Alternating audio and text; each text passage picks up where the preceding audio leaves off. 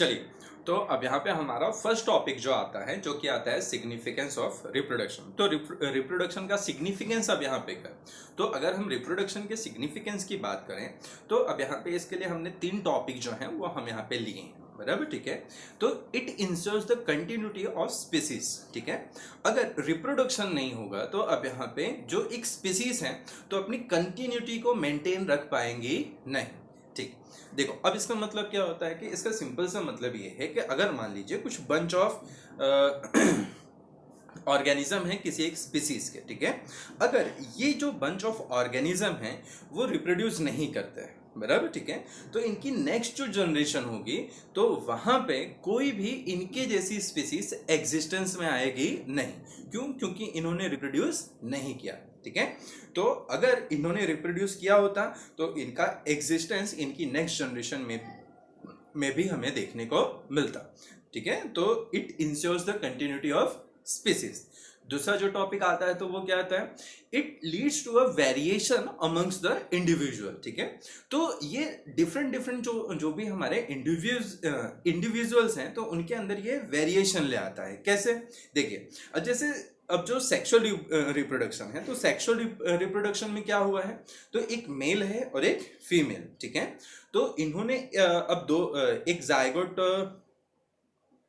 बनने के लिए अब मेल जो होता है तो वो स्पर्म सेल्स बनाएगा और फीमेल जो होगी वो एग सेल्स बनाएगी। और यानी जो स्पर्म्स और एग सेल्स हैं तो इनका जो डीएनए होता है वो अलग अलग है और ये जब भी आपस में जुड़ते हैं तो एक नया वेरिएशन अब यहाँ पे हमें मिलता है। और इस तरह से क्या होता है कि रिप्रोडक्शन के थ्रू ही न्यू वेरिएशन जो होते हैं वो किसी भी स्पीसीज के अंदर आते हैं और यही जो वेरिएशंस हैं वो आगे जाके इवोल्यूशन में पार्ट लेते हैं, ठीक है। उसके बाद फिर जो हमारा थर्ड पॉइंट आएगा, it will maintain life on our earth, ठीक है। कि अगर रिप्रोडक्शन नहीं होगा तो हमारी अर्थ पे कोई भी लाइफ होगी नहीं, ठीक है। देखिए, और लास्ट में हमने अब यहाँ पे लिखा है कि it is a complex law of nature without which life itself would be a lifeless, ठीक है। देखिए, तो हमने अब यहाँ पे इसकी डेफिनेशन भी अब लिखी गई है। तो रिप्रोडक्शन की डेफिनेशन क्या है कि अगर हम इसे सिंपल वे में समझें तो एक ऑर्गेनिज्म है वो अपने ही जैसा एक दूसरा ऑर्गेनिज्म फॉर्म कर रहा है, ठीक है। कि if a organism is producing a like organism then the process is called as a reproduction. और जो कि हमने यहाँ पे लिखा है वो क्या है कि it is defined as a biological process in which an organism give rise to young ones similar to itself, ठीक है ना। और यहाँ पे अब जो ऑस्प्रिंग है मतलब कि ये ऑस्प्रिंग भी आगे जाके ग्रो करेगा, मैच्योर होगा, मैच्योर होने के बाद ये फिर से करेगा रिप्रोड्यूस, ठीक है दोस्तों। देखिए, इसके बाद अब यहाँ पे आता है हमारा दूसरा टॉपिक जिसका नाम है लाइफ स्पैन, ठीक है। अब लाइफ स्पैन का मतलब क्या है, तो हमने अब यहाँ पे कहा था कि कोई भी एक जो ऑर्गेनिज्म है तो उसकी बर्थ से लेके उसकी नेचुरल डेथ तक का एक टाइम पीरियड है, इसे ही हम कहते हैं लाइफ स्पैन, ठीक है। देखिए, तो अब इसका मतलब ये नहीं है कि अगर मान लीजिए अब एक कोई पर्सन था तो वो कहीं जा रहा था तो एक्सीडेंट की वजह से उसकी डेथ हो गई तो याले टाइम पे वो 80 साल जीने की जगह वो 25 साल में ही उसकी डेथ होगी, तो ये लाइफ स्पैन हुआ नहीं, ठीक है। तो किसी भी ऑर्गेनिज्म के उसके बर्थ से लेके उसकी जो नेचुरल डेथ है तो यहां तक का जो एक टाइम पीरियड है तो उसे हम कहते हैं लाइफ स्पैन, ठीक है। देखिए, अब यहाँ पे हमको कुछ जो ऑर्गेनिज्म हैं कि जिनके लाइफ स्पैन अब हमारी बुक में दिए गए हैं जो कि हमने यहाँ पे भी शो किए हैं। और ये लाइफ स्पैन काफ़ी ज़्यादा इंपॉर्टेंट है क्योंकि ये कई बार हमारे एग्जाम में एमसीक्यू में पूछे जाते हैं, ठीक है।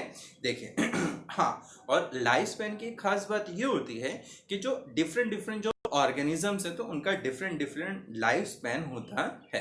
अब ऐसा नहीं है कि मतलब कि सभी जो ऑर्गेनिज्म होंगे तो सभी का लाइफ स्पैन एक होगा, नहीं। तो अब यहाँ पे डिफरेंट डिफरेंट ऑर्गेनिजम्स के अब यहाँ पे लाइफ स्पैन जो है वो अब यहाँ पे दिए गए हैं। जैसे कि अब यहाँ पे एलिफेंट जो है तो इसका लाइफ स्पैन है 75 ईयर्स का। डॉग जो है तो ये 15 to 16 ईयर्स तक जिंदा रहते हैं। फिर आती है बटरफ्लाई, तो इनका लाइफ स्पैन बहुत ही कम, सिर्फ 1 to 2 वीक्स का है। फिर यहाँ पे crow 15 to 16 years, cow 26 to 27 years, parrot it will live up to 140 years. उसके बाद आता है क्रोकोडाइल 60 ईयर्स, हॉर्स ये भी 60 ईयर्स तक है। यहाँ पे हम एक चीज़ ध्यान देंगे, जो ड्रोसोफिला है, तो यहाँ पे ये एक थोड़ी सी प्रिंटिंग मिस्टेक हो गई है। तो यहाँ पे इसकी लाइफ स्पैन 30 ईयर्स नहीं है, सिर्फ 30 डेज है। इसके बाद अब यहाँ पे आता है टॉर्टोइस, जिसका जो लाइफ स्पैन है वो आता है 200 टू 250 ईयर्स तक का, ठीक है। फिर राइस प्लांट जो होते हैं, तो ये इनका जो लाइफ स्पैन है ये सिर्फ और सिर्फ 3 to 4 मंथ्स तक का है। उसके बाद जो हमारे वीट प्लांट होते हैं, तो इनका लाइफ स्पैन होता है 4 to 4.5 मंथ्स, ठीक है। रोज प्लांट का जो लाइफ स्पैन है वो है 5 to 7 ईयर्स। फिर यहाँ पे बनाना ट्री जो होते हैं, इनका लाइफ स्पैन जो होता है वो आता है 25 ईयर्स तक का। बनियान ट्री का होता है 200 ईयर्स। और जो हमारे पीपल के जो प्लांट्स होते हैं, तो इनका लाइफ स्पैन होता है लगभग 2000 ईयर्स तक का, ठीक है। तो ये सारी चीज़ें हमें बहुत अच्छे से अब यहाँ पे याद रखनी है, क्योंकि ये हमारे एग्जाम पॉइंट ऑफ व्यू से काफ़ी ज़्यादा इम्पॉर्टेंट है, ठीक है। देखिए अब यहाँ पे हम सभी ध्यान देंगे कि इसके बाद हम यहाँ पे अब देख रहे हैं एसेक्सुअल रिप्रोडक्शन और यहाँ पे इसके टाइप्स, ठीक है। देखिए एसेक्सुअल रिप्रोडक्शन का हम थोड़ा सा इंट्रोडक्शन हम यहाँ पे लेंगे कि अब यहाँ पे एसेक्सुअल रिप्रोडक्शन में सिर्फ और सिर्फ एक जो सिंगल ऑर्गेनिज्म है वही अब यहाँ पे पार्ट लेता है। मीन्स कि अब यहाँ पे 2 डिफरेंट ऑर्गेनिजम्स की कोई ज़रूरत होती नहीं। तो एक ही ऑर्गेनिज्म जो है, तो वो अपने में से ही एक दूसरे ऑर्गेनिज्म को बर्थ दे देगा। अब यहाँ पे किसी भी तरीके के दूसरे ऑर्गेनिज्म की ज़रूरत नहीं होती है, ठीक है। इसका जो दूसरा कैरेक्टरिस्टिक है तो वो क्या है, तो यहाँ पे नो प्रोडक्शन ऑफ गैमेट्स। तो यहाँ पे किसी भी अब तरीके के गैमेट्स प्रोड्यूस नहीं होता है। जैसे कि हमारे ह्यूमंस के केस में मेल गैमेट जो होता है वो स्पर्म सेल्स और फीमेल गैमेट जो है वो एग सेल्स। तो इस तरह से किसी भी अब तरीके के जो गैमेट होते हैं वो एसेक्सुअल रिप्रोडक्शन में प्रोड्यूस होते नहीं, ठीक है। फिर इसके बाद आता है नो फ्यूजन ऑफ गैमेट्स। मतलब कि अब यहाँ पे क्योंकि गैमेट्स अब यहाँ पे प्रोड्यूस ही नहीं हो रहे हैं, तो उनका फ्यूजन भी होगा नहीं। मीन्स कि अब यहाँ पे फर्टिलाइजेशन की कोई भी प्रोसेस होती नहीं, ठीक है। तो यहाँ पे किसी भी अब तरीके का कोई भी गैमेट्स जो होंगे उनके बीच में फ्यूजन नहीं होगा, ठीक है। It requires only a mitotic division. मतलब क्या अब यहाँ पे सिर्फ माइटोसिस जो होता है वही हमें देखने को मिलेगा। मतलब कि अब यहाँ पे जो एक सेल है तो वो डिवाइड होके अलाइक सेल्स ही फॉर्म कर देंगे। अब मीन्स क्या अब यहाँ पे जो नंबर ऑफ क्रोमोसोम होंगे तो वो हमेशा सेम रहेंगे, वो कभी भी हाफ होंगे नहीं। मतलब कि आप यहाँ पे मियोटिक डिवीजन नहीं होगा, यहाँ पे मियोसिस परफॉर्म होगा नहीं, ठीक है। तो यहाँ पे जो भी ऑफस्प्रिंग प्रोड्यूस होते हैं कि they are totally identical to its parents, ठीक है। तो ये मॉर्फोलॉजिकली भी और एनाटॉमिकली भी अब यहाँ पे आइडेंटिकल होते हैं अपने पेरेंट्स से, और इसीलिए हम इसे कहते हैं क्लोन। तो इसीलिए हम इन्हें क्या कहेंगे, क्लोन कहेंगे, ठीक है। इसके बाद आता है कि यहाँ पे किसी भी अब तरीके का जेनेटिक वेरिएशन नहीं होता। मतलब कि ये जो एसेक्सुअल रिप्रोडक्शन है तो इसके अंदर हमें जेनेटिक वेरिएशन देखने को मिलेगा नहीं। और यहाँ पे जो एसेक्सुअल रिप्रोडक्शन के जो टाइप्स हैं, जो कि हमने पहले भी हम देख चुके हैं, तो पहला आता है fission, fragmentation, sporulation and others, ठीक। देखिए ये एक चार्ट है जो कि हमें एसेक्सुअल रिप्रोडक्शन के बारे में थोड़ा बहुत कुछ समझाता है। तो यहाँ पे जो सबसे पहली चीज आती है वो आती है बाइनरी फ्यूजन, ठीक है।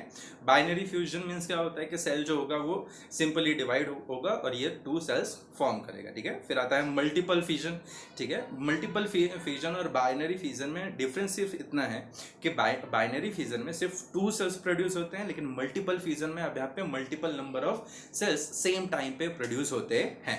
फिर आता है बडिंग। तो बडिंग में क्या आएगा, तो बडिंग में अब यहाँ पे जो ऑर्गेनिज्म होता है तो उसके बॉडी से किसी तरह का आउटग्रोथ निकलेगा और ये इसकी बॉडी से डिटेच होके एक न्यू ऑर्गेनिज्म की तरह फंक्शन करने लगेगा। फिर आता है फ्रेगमेंटेशन। तो यहाँ पे ऑर्गेनिज्म फ्रेगमेंट्स में डिवाइड होंगे और न्यू ऑर्गेनिजम्स का अब यहाँ पे बर्थ होगा, ठीक है। फिर इसके बाद आता है स्पोरुलेशन। तो यहाँ पे जो भी ऑर्गेनिज्म होते हैं वो स्पोर्स प्रोड्यूस करते हैं, ठीक है। फिर एट द एंड अब यहाँ पे आता है वेजिटेटिव प्रोपगेशन। तो वेजिटेटिव प्रोपगेशन का मतलब क्या होता है, तो हमने इसको अब यहाँ पे 2 पार्ट्स में डिवाइड करके रखा है। फर्स्ट वाला है नेचुरल वेजिटेटिव प्रोपगेशन और जो सेकेंड वाला आता है कहलाता है हमारा आर्टिफिशियल वेजिटेटिव प्रोपोगेशन। ठीक है, तो नेचुरल में जैसा कि हमने कहा था कि ये इसकी रूट से होगा, स्टेम से होगा और लीफ से होगा। ठीक है, तो किसकी वजह से होता है? रूट, स्टेम और लीफ की वजह से। तो हम इसे कहते हैं नेचुरल वेजिटेटिव प्रोपेगेशन। मतलब कि यानी जो प्रोसेस होती है वो टोटली नेचुरली होती है, इसमें हमारी किसी भी तरह की कोई छेड़छाड़ होती नहीं। इसके बाद जो आता है आर्टिफिशियल। तो आर्टिफिशियल का मतलब क्या कि जो कि हमने की है, जो कि हमने की है। तो इसमें आता है अब यहाँ पे ग्राफ्टिंग, लेयरिंग, और यहाँ पे एक चीज और आती है जिसे हम कहते हैं टिश्यू कल्चर। देखिए दोस्तों, तो अब यहाँ पे आता है टाइप्स ऑफ एसेक्सुअल रिप्रोडक्शन, और जिसके अंदर हमारा जो फर्स्ट पॉइंट है वो आता है सिंपल फिजन। तो सिंपल फिजन का क्या मतलब है? तो हम पहले भी यहाँ पे देख चुके हैं। यहाँ पे कोई भी एक जो यूनिसेल्युलर ऑर्गेनिज्म है वो अपने आप को डिवाइड कर लेगा 2 डॉटर सेल्स में। ठीक है, तो इसे हम कहते हैं सिंपल फिजन। और ये मोस्ट ऑफ अब यहाँ पे हमें देखने को मिलता है प्रोकैरियोट्स और कुछ बैक्टीरिया में। ठीक है, तो प्रोकैरियोट्स मीन्स क्या होते हैं? तो ये सिंगल सेल ऑर्गेनिज्म होते हैं, अमीबा और पैरामीशियम जैसे। ठीक है, और कुछ जो बैक्टीरिया सेल्स होते हैं उनके अंदर भी अब यहाँ पे सिंपल फिजन की वजह से ही क्या होता है, उनके अंदर रिप्रोडक्शन की प्रोसेस परफॉर्म होती है। और जैसा कि हम यहाँ पे ये ड्राइंग में देख रहे हैं, तो हमारे पास एक पेरेंट अमीबा सेल है, और ये वाला जो सेल है तो ये आगे जाके डिवाइड होना स्टार्ट करता है। इसका जो न्यूक्लियस है, जो कि हमें अब यहाँ पे रेड कलर में दिख रहा है, तो ये वाला जो न्यूक्लियस है ये भी आगे जाके डिवाइड होगा, और साथ ही साथ में इसका जो साइटोप्लाज्म है वो भी हाफ हाफ में डिवाइड हो जाता है, और जिसकी वजह से अब यहाँ पे 2 आइडेंटिकल सेल फॉर्म होते हैं। तो यहाँ पे हमने देखा किसी भी अब तरीके का गैमेट प्रोड्यूस हो रहा नहीं है, और यहाँ पे किसी भी अब तरीके से हमें 2 ऑर्गेनिज्म की कोई जरूरत नहीं। ठीक है, तो यहाँ पे एक पेरेंट सेल है जो कि आगे जाके डिवाइड होके 2 डॉटर सेल बनाता है। दोस्तों देखिए, अब यहाँ पे हम सभी बहुत अच्छे से ध्यान देंगे कि हमारे पास जो हमने अब यहाँ पे सिंपल फिजन पढ़ा, तो इसी के 2 टाइप है। एक को हम कहते हैं लॉन्गिट्यूडनल फिजन, और दूसरा आता है ट्रांसवर्स फिजन। ठीक है, देखिए अब यहाँ पे इसका मतलब क्या है? तो ये सिंपल सा बस खाली फिजन ही है, लेकिन यहाँ पे जो ऑर्गेनिज्म होते हैं, तो लॉन्गिट्यूडनल फिजन का मतलब क्या होता है कि जो ऑर्गेनिज्म होगा वो अपने लॉन्गिट्यूडनल एक्सिस से 2 पार्ट्स में डिवाइड होगा। ठीक है, अमीबा के केस में क्या था? तो वहाँ पे उसका कोई एक डेफिनेट शेप नहीं था, तो वो अपने किसी भी एक्सिस से डिवाइड होके अब यहाँ पे 2 सेल्स फॉर्म कर लेता था। लेकिन अब यहाँ पे कुछ जो ऑर्गेनिज्म है जैसे कि यूग्लिना, तो यूग्लिना में क्या होता है कि इसका एक डेफिनेट शेप है, और ये अपनी बॉडी को अपने लॉन्गिट्यूडनल एक्सिस से क्या करता है? डिवाइड करता है, जैसा कि हमें अब यहाँ पे इस ड्राइंग में दिख रहा है। ठीक है, तो अब यहाँ पे इस तरह का जो सेल डिवीजन होगा तो इसे हम कहेंगे लॉन्गिट्यूडनल फिजन। तो अब यहाँ पे हम सभी ध्यान देंगे कि अब यहाँ पे लॉन्गिट्यूडनल फिजन के बाद अब यहाँ पे आता है ट्रांसवर्स बाइनरी फिजन। ठीक है, तो जैसा कि हमने अब यहाँ पे कहा कि तो ऑर्गेनिज्म जो था तो अपने लॉन्गिट्यूडनल एक्सिस से 2 पार्ट था, लेकिन जो ट्रांसवर्स बाइनरी फिजन है इसके अंदर जो ऑर्गेनिज्म होते हैं वो अपने ट्रांसवर्स एक्सिस से, ठीक है, किस तरह के एक्सिस से? अपने ट्रांसवर्स एक्सिस से 2 इक्वल हाफ में डिवाइड होते हैं, और इसे ही हम कहते हैं ट्रांसवर्स बाइनरी फिजन, और जो कि हमें देखने को मिलता है पैरामीशियम के केस में। ठीक है, तो हमने अब यहाँ पे क्या क्या हमने देखा? तो सबसे पहला हमने अब यहाँ पे पढ़ा सिंपल मतलब क्या? यहाँ पे वो अपने किसी भी एक्सिस से डिवाइड होके 2 डॉटर सेल्स फॉर्म करेगा। उसके बाद हमने अब यहाँ पे लॉन्गिट्यूडनल बाइनरी फिजन देखा, तो लॉन्गिट्यूडनल बाइनरी फिजन का मतलब क्या? यहाँ पे जो ऑर्गेनिज्म होगा वो अपने लॉन्गिट्यूडनल एक्सिस जाएगा। उसके बाद हमने अब यहाँ पे देखा कि ट्रांसवर्स बाइनरी, तो ट्रांसवर्स बाइनरी फिजन का मतलब क्या है? यहाँ पे जो ऑर्गेनिज्म वो अपने ट्रांसवर्स एक्सिस से 2 इक्वल हाफ्स में डिवाइड होगा।